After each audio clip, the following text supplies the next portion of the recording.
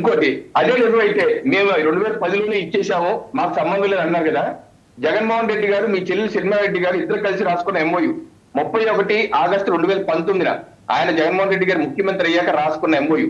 దీనిలో ఎనెక్సర్ లో 9వ ఏంటో తెలుసా, 40% వాటాలు భారతీయ సిమెంట్ లో ఉన్నాయి, సినిమారెడ్డికి ఇస్తానని చెప్పి వాళ్ళు చేసుకునే అగ్రిమెంట్. ఓ పక్కనేమో మాది కాదంటారు, ఫస్ట్ ఏమో రాజకేశ్ రెడ్డి మా ఓడు కాదన్నారు, అసలు మీ ఓడు అని చెప్పి IT అడ్వైజర్ అని పెట్టుకున్నారు, అది ఒక డినయల్.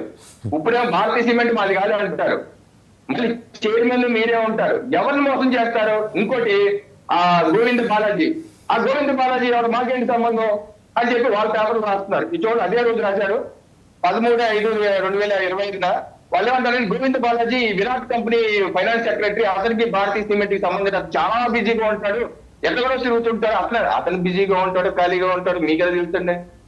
ఆ భారతీయ సిమెంట్ వెబ్సైట్ లోకి వెళ్తే పూర్తి కాలపు డైరెక్టర్ గా ఆయన పేరుంది, అక్కడ వెబ్సైట్ లో చూడండి, పూర్తి కాలపు డైరెక్టర్ గా బాలాజీ గోవిందప్ప అని ఉంది.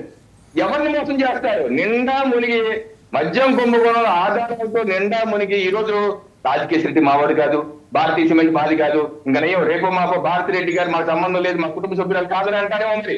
అమ్మ తల్లి అక్క ఒకసారి చూసుకోండి, మీ ఆయన ఏ రేంజ్కి వెళ్ళిపోతున్నారు. సో దయచేసి ఇప్పుడు దొరికిపోతుంటే దారులు ఎత్తుకుంటున్నారు. డెఫినెట్ గా ఈ యొక్క ఈడీ కూడా ఎంటర్ అయింది, ఈ యొక్క డబ్బులు ట్రైలు ఎక్కడికి వెళ్ళాయి, ఎవరికి వెళ్ళాయి, ఏ కంపెనీలకు వెళ్ళాయి, ధనంజయ రెడ్డి గారు, కృష్ణమోహన్ రెడ్డి గారు, లేకపోతే బాలాజీ గోవింద్ తప్ప వీళ్ళందరూ ఎన్ని షరతులు పుట్టాయి, ఇవన్నీ రేపు కనుక వైఎస్ఆర్సీపీ పార్టీ ఖాతాల్లో కూడా వస్తే ఆ పార్టీ కూడా నిందితుడుగా ఆ యొక్క ఛార్జ్ షీట్ లో మీ పార్టీ కూడా ఉంటుంది, తస్మాత్ జాగ్రత్త. ఆమ్ ఆద్మీ పార్టీ కూడా ఏ రకంగా నిందితుడుగా కోర్టు కేసు ఫేస్ చేస్తుందో ఆ రకంగా వైసీపీ పార్టీ కూడా నిందితులుగా చేర్చబడుతుంది. కనుక ఆ డబ్బులు కనుక వెళ్తే ఆ మనీ ట్రైల్ మీ ఖాతాలో వరకు వస్తే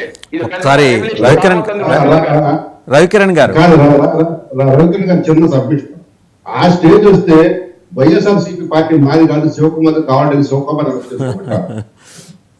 రైట్. రవికిరణ్ గారు మళ్ళీ మీ దగ్గరకు వస్తాను. ఒకసారి మోకా ఆనంద్ సాగర్ గారి దగ్గరికి వెళ్ళే ముందర నిన్న పేర్ని నాని ఏం మాట్లాడారో చూద్దామండి, ఎందుకంటే చాలా భారీ ఎత్తున ఎదురు దాడికి దిగారు. ఆనంద్ సాగర్ గారు ఒకసారి నాని గారు మాట్లాడి చూసి మీ దగ్గరకు వస్తాం.